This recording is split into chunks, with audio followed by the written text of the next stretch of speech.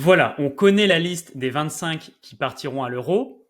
Au global, ça reste une liste assez cohérente en termes de niveau, mais aussi dans la logique sportive de Didier Deschamps. Néanmoins, je voulais quand même en profiter pour faire une vidéo d'hommage en quelque sorte aux autres joueurs français qui ont réalisé une belle saison, une saison intéressante. Alors, il n'y aura pas tout le monde, inutile de le déplorer, mais ici, voilà, ce seront surtout des joueurs que j'ai vus jouer ou qui, au pire, ressortent bien dans les stats. Si vous voulez en mettre à l'honneur également, vous pouvez le faire. L'espace commentaire est fait pour ça, donc n'hésitez pas. On commence, on rentre tout de suite dans le vif du sujet avec un joueur qui aurait pu faire sa place si Mendy n'était pas disponible à gauche. Bradley Loco du Stade Brestois. Je fais une petite aparté de 2 minutes pour expliquer comment comprendre les graphiques pour les nouveaux arrivants. Les autres, ceux qui savent déjà, qui l'ont vu dans mes dernières vidéos, vous pouvez avancer la vidéo si vous le savez déjà. Ce que vous voyez là, c'est un visuel réalisé à partir des données, des statistiques par 90 minutes sur la saison du joueur par rapport aux autres qui évoluent au même poste dans les 5 premiers championnats européens. Mais toute compétition prise en compte. Élite, c'est le top 10%, critique, le pire 10%, le reste va de 20 en 20. Exemple concret, Lilian Brassier cette saison a réussi plus de courses progressives, donc qui font gagner des mètres vers le but adverse avec ballon, plus que 91% des latéraux qui évoluent dans un club des 5 premiers championnats. En haut à droite, vous avez son rôle, son style de jeu. Les joueurs ne sont pas évalués sur les mêmes données car ils n'ont pas tous le même rôle. En fait, on peut pas, c'est pas pertinent de dire je compare un milieu avec un milieu. Oui, mais un box-to-box et un sentinelle, c'est pas pareil. Ici, vous voyez que Lilian est catégorisé comme support. Ça correspond aux joueurs qui ont une grande activité défensive et qui percutent avec ballon. D'une certaine façon, ils aident donc l'équipe à récupérer la possession du ballon. Ils le remontent et après, ils vont laisser les coéquipiers faire le reste offensivement, on va dire, dans le sens où leur impact dans les 30 derniers mètres est assez limité. Dans son rôle, il a réalisé une super saison avec Brest, il est solide, il est percutant, il sait éliminer l'adversaire, propre dans ses passes aussi, donc voilà, c'est le style de joueur, je pense, que Deschamps pourrait clairement apprécier et que s'il continue sur cette lancée, on pourrait voir dans les années à venir. Cette saison, il est dans le top 3 des latéraux qui ont réussi le plus d'actions défensives en Ligue 1, 341, juste devant le prochain joueur, 309 pour Melvin Bard, le Niçois. Il a bien ratissé son côté également cette saison. On l'attendait pas forcément à ce niveau. Belle surprise, dans le même rôle que Brassier du coup.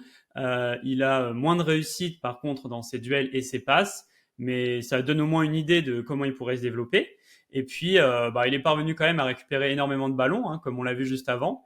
Je l'ai vu jouer et souvent dans ces bons matchs, j'ai eu de la chance, donc voilà, j'ai pensé à lui. Le prochain est nettement plus offensif, c'est Malo Gusto, l'ancien lyonnais, désormais londonien avec Chelsea. Identifié comme meneur de jeu, c'est pas forcément quelque chose, c'est vrai qu'on va attribuer aux latéraux, mais en fait là c'est pour faire de la catégorisation de joueurs. C'est parce qu'en fait ça correspond aux joueurs qui sont assez complets dans le jeu, qui apportent beaucoup par la passe, qui sont capables de faire progresser le jeu vers l'avant, ce qui est son cas, en limitant les pertes de balles. Pour le coup, il a un super bilan statistique, plutôt bon partout, élite en course progressive, évidemment, mais aussi en activité défensive. C'est quelque chose auquel on pense pas forcément avec lui, mais il est super, il est vraiment partout, il est très rapide, ce qui lui permet du coup de rattraper des ailiers. Il a des matchs avec 8 duels défensifs réussis sur 10, donc voilà, c'est assez rare pour un latéral, c'est beaucoup.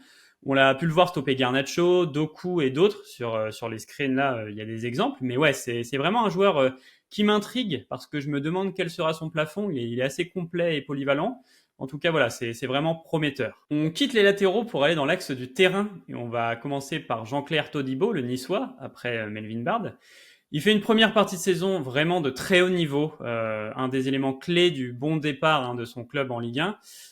Plus compliqué sur janvier, février, mars, un peu moins constant, mais au global, ça reste une belle satisfaction, même si je crois qu'il avait eu des accrochages avec les supporters. Bon, voilà, c'est ce qui arrive, il y a eu une période compliquée. On voit un profil de central moderne, puisque du coup, il est élite dans les mètres qu'il gagne vers le but adverse par la passe, parce qu'il est capable aussi de faire des courses pour porter le ballon. Son axe d'amélioration principale, c'est surtout les duels aériens. Sinon, c'est vraiment bon. Il a pris un rouge, mais au global, il est assez peu sanctionné par des cartons. Et puis on le voit, voilà, très fort dans les duels au sol. D'ailleurs, il a pris un petit pont par Barcola au dernier match. C'est vrai que c'est sympa pour les compilations, mais Todibo l'a rattrapé et dépossédé du ballon à la fin de l'action. Autre centrale moderne qui fait une saison intéressante, encore un ancien lyonnais, puisque c'est Loukeba à Leipzig. Donc voilà, pareil, il gagnerait à s'améliorer dans les airs, sinon c'est vraiment intéressant partout.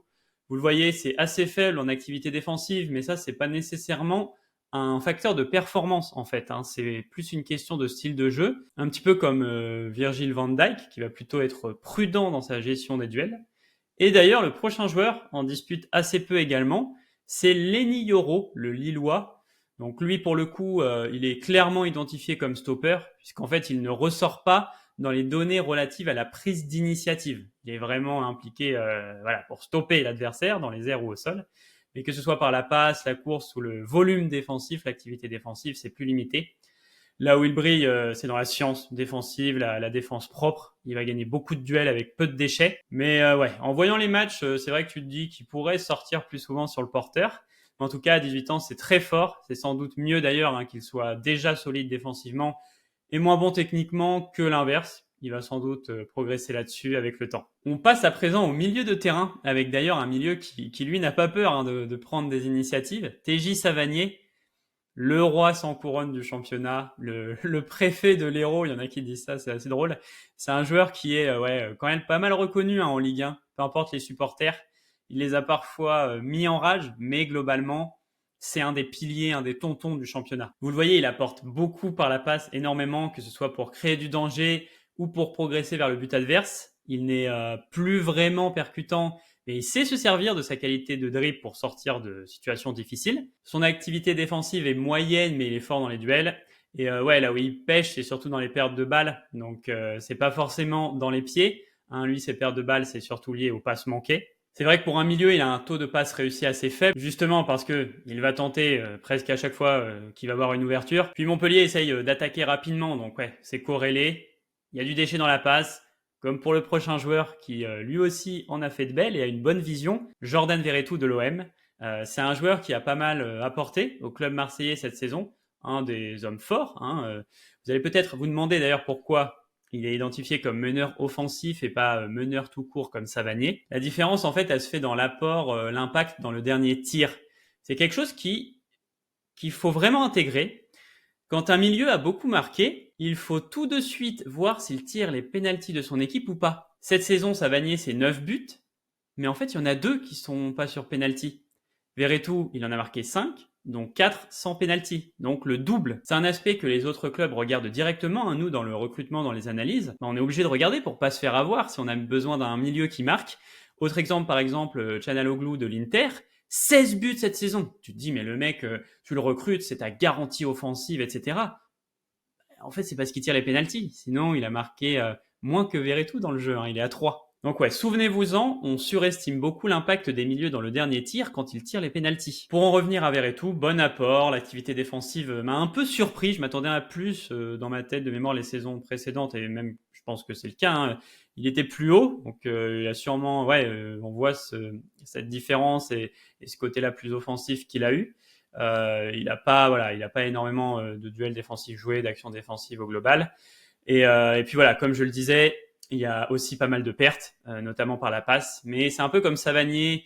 Quand ça marche, ça peut donner des trucs vraiment sympas. D'ailleurs, le prochain joueur joue aussi très progressivement avec ses passes, mais lui, il a la réussite qui va avec, Yacine Adli de Milan. Excellent rapport statistique de Sentinelle. Il est un peu ce meneur reculé, avec une grosse qualité technique, nonchalant, un peu très complet, très fort dans les airs. Il ne reste plus qu'à améliorer ses duels au sol, mais c'est vrai que ça peut vraiment donner quelque chose de sympa. Je me souviens d'une passe décisive pour Leao contre Lecce, il me semble, magnifique. Donc Adli, joueur à suivre parce que ça monte en puissance. Il y en a un autre qui lui a atteint un peu sa forme finale cette saison, c'est Pierre Lesmelou de Brest, vraiment excellent dans ce rôle-là. Lui, en plus, il fait un peu bugger les algos parce qu'il est tellement complet que c'est dur de le mettre dans un profilage, dans une catégorie. Il a marqué ses 4 buts comme Verretou, tout en étant le maître défensif du championnat au milieu. Le premier en passe adverse interceptée, le premier en ballon récupéré. Lesmelou, c'est 420 actions défensives réussies en championnat cette saison. Dites-vous que c'est presque 100 de plus que le second qui a 340.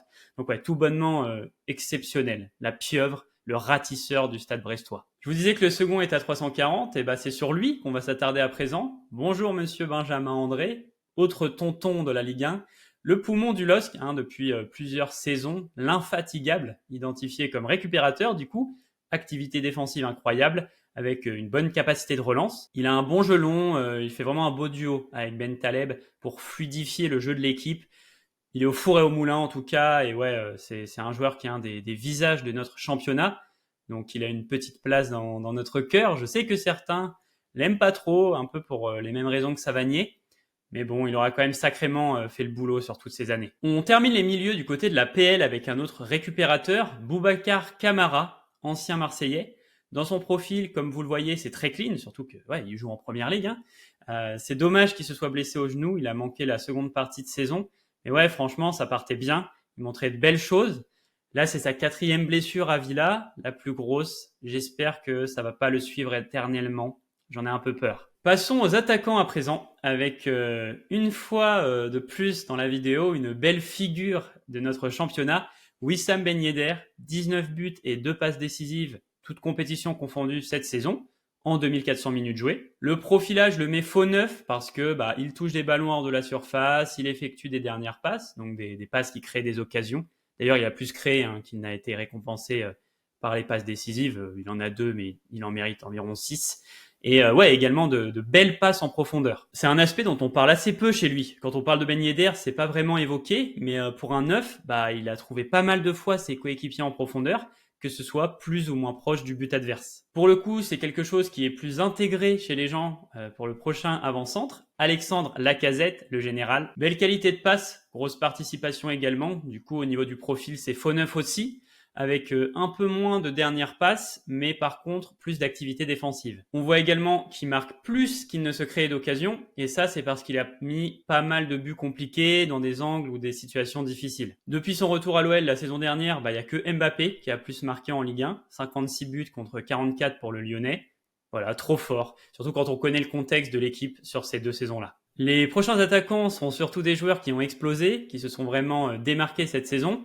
Donc le premier, c'est Romain Del Castillo, encore un Brestois. Meneur offensif, donc belle qualité de passe sur son aile, avec du déchet, comme pour Savanier, comme pour Verretou, mais il y a de la prise de risque. Il fait partie des joueurs avec le plus de dribbles réussis en Ligue 1 cette saison, 8 buts et 8 passes décisives, toutes compétitions confondues. Franchement, il aura bien apporté à son équipe, notamment aussi avec sa qualité de centre, crucial dans une équipe comme Brest, pour laquelle ça fait partie des armes offensives principales, surtout quant à Steve Mounier pour les réceptionner. Je voulais lui rendre hommage, il a 28 ans, j'ignore si il va garder cette lancée ou si c'était vraiment sa grande saison, mais en tout cas, mes respects, monsieur Romain. Très emballé pour le prochain, Magnès Akliouche. Pour le coup, quand je dis très emballé, je pèse mes mots. Je sais pas pourquoi, mais je sens quelque chose avec lui. J'ai vraiment un super feeling. Je le trouve juste, je le trouve intelligent, posé. Et je place beaucoup d'espoir en lui. 8 buts et 4 passes décisives en 1750 minutes. Il s'est vraiment bien illustré en seconde partie de saison monégasque, avec notamment un très bon jeu de passe. C'est plus un joueur de possession qu'un joueur percutant. Et je sais pas pourquoi, mais quand je le vois jouer, parce que je l'ai beaucoup vu jouer, je me dis qu'il serait sans doute très intéressant pour occuper un demi-espace dans le système de Guardiola, dans des rôles un petit peu à la Foden. D'ailleurs, finalement, il est comparé aux ailiers ici parce que la majorité de ses touches se situe sur l'aile, mais c'est déjà un peu son rôle, son style de jeu. C'est une sorte de milieu offensif droit, comme je le disais, qui fait partie des joueurs qui ressemblent à Foden, qui sont pas évidents à situer, pas forcément des ailiers de déséquilibre, mais de possession, avec une forte qualité technique. Qualité technique qui est présente également avec Doué, le jeune Rennais. Donc lui et son frère ont fait du bien à une équipe un peu à la dérive cette saison. Pour le coup, il est plus percutant qu'Akliouche, plus déséquilibrant. Ça lui arrive de sortir des matchs avec 5-6 adversaires éliminés. Il est aussi comparé aux ailiers ici, parce qu'il y a une majorité de touches, mais même chose. Il a pas mal bougé, donc ça joue sur ses stats. Il a joué au milieu également, donc forcément pour son activité défensive, elle est vraiment élevée par rapport aux autres ailiers. Un peu la même chose pour lui, j'ai beaucoup d'espoir. J'ai eu une discussion en plus récemment avec des analystes et c'est vrai que nombreux le voient comme le joueur le plus prometteur du championnat. Donc voilà, Désiré Doué, on est là pour t'accompagner. On quitte notre championnat pour aller du côté de l'Allemagne avec Mathys Tel, qui vient de la même équipe que Doué. Décidément, Rennes, C'est fort de ce côté-là. Bon, clairement, c'était le super sub du Bayern, mais même le super sub de la saison presque. Ici, il est mis en perspective avec des ailiers, parce que pareil, c'est la zone qu'il a majoritairement occupée. Et à vrai dire, j'ai été surpris devant son rapport. Je savais que c'était un attaquant mobile, qu'il était plutôt complet, mais pas qu'il concurrençait aussi fortement les ailiers sur les données de percussion et de dribble. Le rapport est forcément aussi gonflé parce qu'il a eu un faible temps de jeu. Donc voilà, c'est dur de tenir un haut niveau de performance sur la durée. On sait aussi qu'il y a des joueurs qui sont presque faits pour être des super subs, et en fait, tout le monde dit bah ce serait bien de les faire jouer, ce serait bien de les faire jouer, mais quand ils sont titulaires, c'est pas la même chose. Mais ouais, en tout cas, c'est encourageant, très encourageant même. 9 buts et 5 passes décisives en 1358 minutes. Il n'aura pas gâché sa chance et le peu de temps de jeu qu'il a eu. Un autre qui n'a pas gâché son temps de jeu, c'est Olise de Crystal Palace, Olise. Alors lui, bah, s'il a peu joué, c'est parce qu'il s'est blessé. Mais sinon, sur ses 13 titularisations, il a marqué 10 buts, délivré 5 passes décisives et éliminé 76 adversaires. Rien que ça. C'est assez fou. Alors du coup, 1185 minutes jouées, ouais. Donc comme pour tel, les statistiques sont gonflées par le temps de jeu. Mais quand on voit ça, quand on voit ce rapport statistique, bah, on comprend l'intérêt de Manchester City. On espère sincèrement que les blessures vont le laisser tranquille. Mais ouais, même pour prendre la relève à droite dans le futur avec la France, franchement, sur le papier, c'est très emballant. On arrive à la fin de cette liste. Je voulais quand même faire une mention pour Guendouzi, Le Normand, Loïc Badet, Simakan, Lilian Brassier et Moussa Diaby aussi, dont on a pu parfois entendre du bien, mais sur lesquels pardon, j'ai trop peu de recul, soit parce que je les ai pas assez vus jouer, soit parce qu'ils ressortent pas bien dans les statistiques, pas super bien. Donc voilà, j'ai pas mentionné de gardien non plus, c'est vrai, mais on a Rest qui a fait des choses sympas cette saison. Et évidemment Chevalier qui là s'est blessé récemment. Voilà tout l'équipe, c'était sympa de faire un tour d'horizon des Français qui ont réalisé une belle saison et de leur rendre hommage. Bien sûr, l'idée c'était pas de rentrer dans un débat du style ouais c'est pas juste, un tel ou un tel aurait dû être sélectionné. En fait aujourd'hui, si tu as du bon sens, je pense que tu comprends que Deschamps n'applique pas vraiment une logique de mérite sportif. En fait, il cherche à trouver un entre-deux entre ça et constituer un groupe solide et fiable. L'histoire a montré qu'un collectif, c'est mieux qu'avoir les 11 meilleurs joueurs. Le foot, ça marche pas vraiment comme ça. Bien sûr que personnellement, j'aurais aimé voir certains joueurs de la vidéo, mais pour de l'affect personnel, un peu de l'égoïsme, un peu j'ai envie de dire. Mais j'aurais jamais la prétention de penser qu'on ferait forcément mieux, forcément des meilleurs résultats avec eux. En tout cas, je tenais quand même à faire cette vidéo, voilà, à leur rendre hommage, encore une fois. Et puis voilà, n'hésitez pas à donner de la force si vous avez apprécié, avec un like, un partage, un abonnement. Et je vous dis à bientôt l'équipe.